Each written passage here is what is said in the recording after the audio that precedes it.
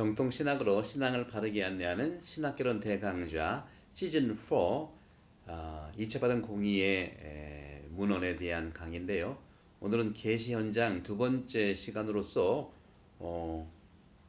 계시란 무엇인가, 하느님 구원의 역사이고, 그리고 그리스도 안에서 하느님의 자기 전달이라는 그런 제목입니다. 계시 현장의 3장은요. 지난번에 말씀드린 대로 계시 현장은 총 6장으로 되어 있다고 말씀드렸었죠. 한번 볼까요?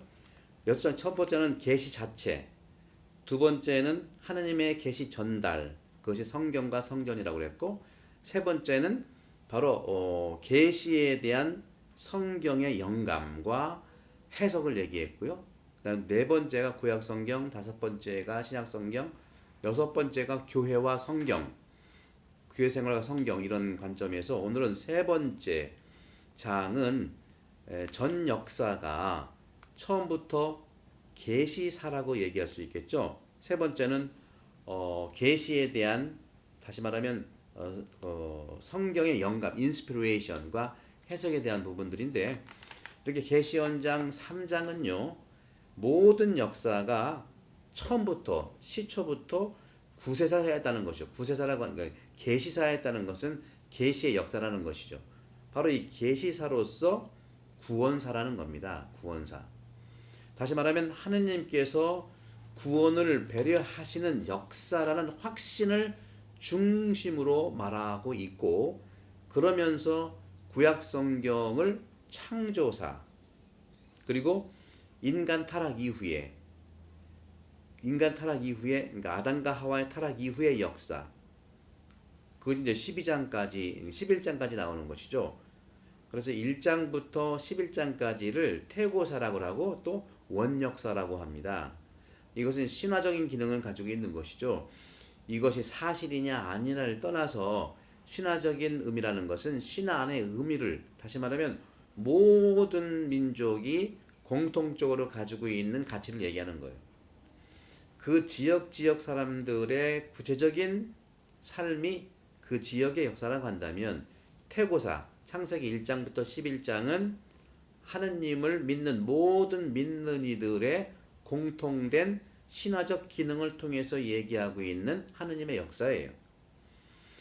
그 다음에 12장부터는 성조 아브라함의 이후부터는 실제로 이스라엘의 역사라는 것이 구분되는 것이죠. 그래서 첫 번째는 구약 성경의 창조사, 창조로 이루어진 것이죠. 창조. 그리고 아담과 하와 이후에 이루어졌던 인간의 타락 이후의 역사, 그리고 11장까지가 바로 합쳐서 태고사, 그리고 성조 아브라함 이후 이스라엘의 역사라는 것을 이제 구분할 수 있습니다. 그리고 계시 현장이라고 하는 것은요, 여기서 말씀드린 것처럼 그리스도 안에서 하느님의 자기 전달인데요. 예수 그리스도께서는 모든 계시, 전 계시의 중개자입니다. 그리고 충만하심으로 기술하고 있어요. 따라서 계시 현장 기술하고 있는 것은 예수 그리스도야말로 전 계시의 중개자, 충만한 계시 자체. 그러면서 예수 그리스도는 하느님에 관해서 말할 뿐만 아니라 스스로 하느님의 마지막 말씀이라고 말합니다. 따라서 디모데후전서 6장 16절, 티토서 2장 13절에 이런 말이 나와요. 우리 주 예수 그리스도의 영광스러운 나타나심 이전에는, 이라는 표현이 나와요. 아무런 그 나타나심 이전에는 아무런 새로운 공적 계시도 기다려질 수 없다. 이것이 이제 계시 현장 4항에 나와 있는 말이죠. 이렇게 우리 주 예수 그리스도의 영광스러운 나타나심 이전에는 아무런 새로운 공적 계시도 기다려질 수 없다. 이러한 진술들은 예수 그리스도 안에서 충만한 계시가 이루어졌고, 이것은 능가할 수 없다는 겁니다. 여기에 근거해서 설명할 때 바로 가능하다는 것이 이런 진술이죠. 한편으로는 인간이라고 하는 것은 계시하는 하느님께 순종하는 존재로 드러난다는 거죠. 인간은 뭐냐? 하느님 계시의 순종, 다른 말로 응답. 또 신앙 이렇게 말할 수 있겠죠. 로마서 16장 26절 또 로마서 1장 5절 고린도 후서 10장 5절에서 6절에서 드러나고 있는데 여기서 신앙의 순종이란 무엇인가요?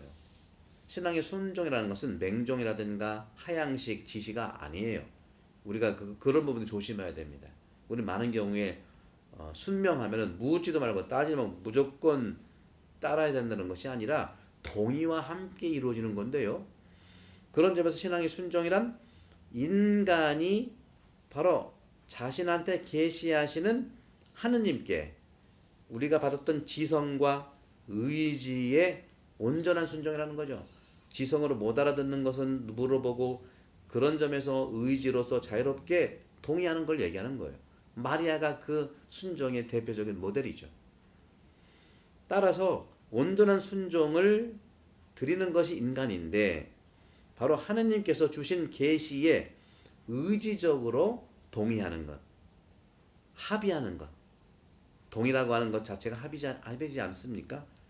그래서 자기 자신 전체로서 하느님께 중요한 자유로이 내맡기게 된다는 뜻을 전합니다. 농담으로 그럼 마리아가 저 싫어요 안 하겠습니다 하고 거부했다 어떡할까? 거부했으면은 뭐 존중하는 거죠. 그리고 다른 마리아 또 찾아가겠죠. 성경은 하나만 기록되어 있기 때문에 그것만 하는 게 아니죠. 따라서 이제 계시 현장이 가르치고 있는 내용들, 요점들을 하나씩 이제 알아보고자 하는데요. 이제 서론에 대한 말씀을 드리고 싶은 것은 제2차 바티칸 공의회가 말이죠. 친교와 일치 그리고 조화를 지향하고 있죠. 초기에 말씀드렸죠. 시즌 4에서 2차 바티칸 공의회 정신은 뭐냐? 딱 두 가지가 돼요. 자기 쇄신과 세상애로의 어떤 적응, 세상애로 가는 걸 얘기하는 거예요. 사실 우리는 성당, 교회로 오라고 하는 것은 2차 바티칸 공의회 이전입니다. 필요하죠. 그러나 교회로 오라고 하는 것은 바로 2차 바티칸 공의회 이전이고 필요했지만 하느님께서 사람이 돼서 세상에 나오신 것처럼 바로 교회도 세상을 향해서 나가야 된다는 것이죠. 김하종 우리 빈첸소 바르도라는 이태리 신부님이신데 한국 국적을 취득하셨죠. 안나의 집에서 20년 동안 지속적으로 많은 사람들한테 무료 급식을 해오셨어요. 그리고 주말이면 아지트라고 그래가지고 자동차 한 대를 구입해가지고 봉사자들과 함께 청소년들이 있는 곳으로 향해 가는 거예요. 한국은요 노숙자가 10만 명이래요. 그리고 청소년 가출자, 집을 나간 청소년 가출자들은 그전에는 20만이었지만 지금 27만 명 된답니다. 깜짝 놀랄 일 아닙니까? 이 시드니는 어떤지는 더 정확히 봐야겠지만 한국이 그렇다면 시드니도 한국의 그러한 모습을 닮아 있기 때문에 한국인이기 때문에 물론 여기서는 이제 홈리스가 없죠. 제도적으로 이제 해주니까. 하지만 영주권이 없는 사람들, 사각지대에 있는 사람들은 분명히 있을 겁니다. 그리고 우리 한국 자녀들, 한국이 지금 27만 정도가 가출 청소년이라면 우리는 모르겠어요. 10분의 1 정도를 얘기한다면 네, 우리가 생각해 볼 수 있겠죠. 그런 점에서 우리가 교회가 오기만 바라서는 되겠는가 하는 생각을 해봅니다. 그것도 제가 뭘 한다는 것이 아니에요. 제 신부가 해서 될 일이 물론 있겠지만 신부는 그런 모범을 보이고 원하는 교우들이 있다면 같이 도와주는 것이 제가 끌고 나갈 수가 없어요. 그래서 저는 이렇게 매일 복음 말씀을 통하고 우리가 기회가 되고 누군가는 정말 김하종 신부님처럼 의지를 가지고 있는 분이 있다면 저도 함께 도와주고 싶은 마음이죠. 그런 점에서 저는 말씀드리고 싶은 것이 바로 이런 2차 바티칸 공의회 정신이라는 것은 바로 내가 쇄신하고 세상 밖으로 가라는 거예요. 김하종 신부님께서는 빈첸소 바르도 신부님께서는 이 말씀을 계속 예수님의 삶을 살아가시는 거예요. 노숙자들에게 10만이 되는 사람 다 할 수 없지만 그런 모습을 보여주셔서 세상에 나가셨고 또 가출 청소년을 위해서 나가시는 거예요. 두 가지가 가장 힘든 우리나라에 10만의 노숙자, 27만의 가출 청소년을 위해서 작은 미랄 같지만 신부님의 이런 가치는 많은 사람들에게 어떤 동기를 부여할 수 있지 않겠는가 하는 것이죠. 그런 점에서 이 계시 현장도 하느님 말씀이신 그리스도와 사귀는 친교를 하느님 백성과 나눈다는 거예요. 내가 하느님과 친교를 이룬다면 그러지 못한 사람과 친교를 나눠야 되지 않겠습니까? 가출 청소년 27만, 노숙자 10만 친교를 나눠. 예수님이 그런 분들과 친교를 맺었죠. 그런 점에서 다음과 같이 강조할 수 있습니다. 하느님의 말씀, 네 베르붐을 경건히 들으며 성실하게 선포하는 거룩한 공의에는 성요한의 말씀을 따르는 바이다. 요한복음 1장 2절에 3절인데요. 읽어볼게요. 우리가 여러분에게 선포하는 이 영원한 생명은 아버지와 함께 있다가 우리에게 분명히 나타난 것입니다. 우리가 보고 들은 그것을 여러분에게 선포하는 목적은 우리가 아버지와 그리고 그분의 아들 예수 그리스도와 사귀는 친교를 여러분도 함께 나눌 수 있게 하려는 것입니다. 계시원장 1장에 나오는 내용입니다.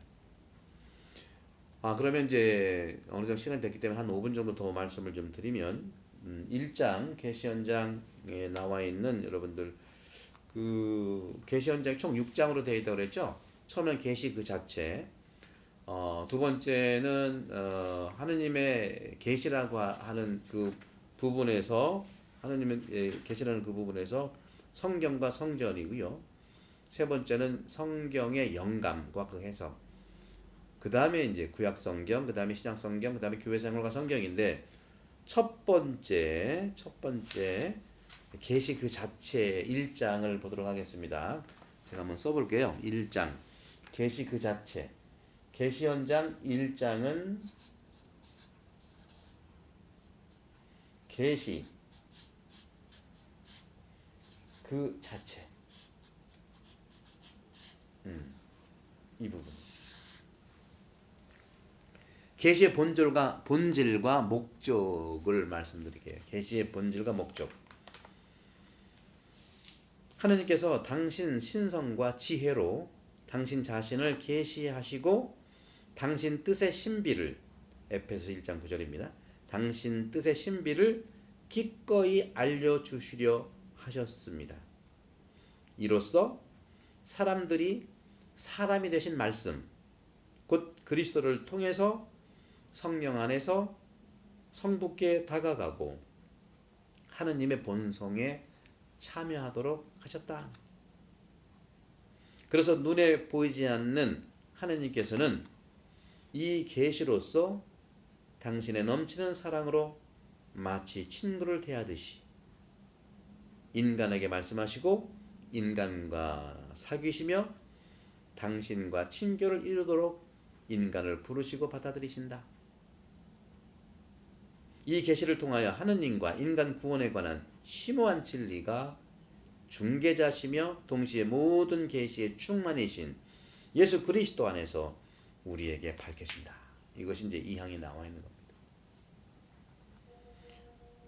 복음 계시의 준비라는 차원에서 말씀해 보면요. 복음 계시의 준비. 하나님께서는 말씀을 통하여 모든 것을 창조하셨죠. 또 보존하셨고요. 또 원조들에게, 우리 구약의 조상들이죠. 원조들에게 당신을 드러내 보이셨어요. 또 그들이 타락한 후에는 원조는 누굽니까? 아담과 하와죠. 아담과 하와가 타락한 다음에는 구속을 약속하시고, 이게 이제 창세기 3장 15절 원복음이라고 그래요. 원복음. 여인의 발가락을 물려다가 뱀이 여인의 뒤꿈치를 밟힌다 하는 말이 있어요. 이것이 그리스도의 어떤 그 복음적 그 구세사의 가치를 얘기하는 거죠. 따라서 원조들이 타락한 다음에는 구원과 구속을 약속하시고 구원에 대한 희망을 일으켜 주셨고, 구원을 찾는 사람들에게 영원한 생명을 주시려고 끊임없이 인류를 돌보셨습니다.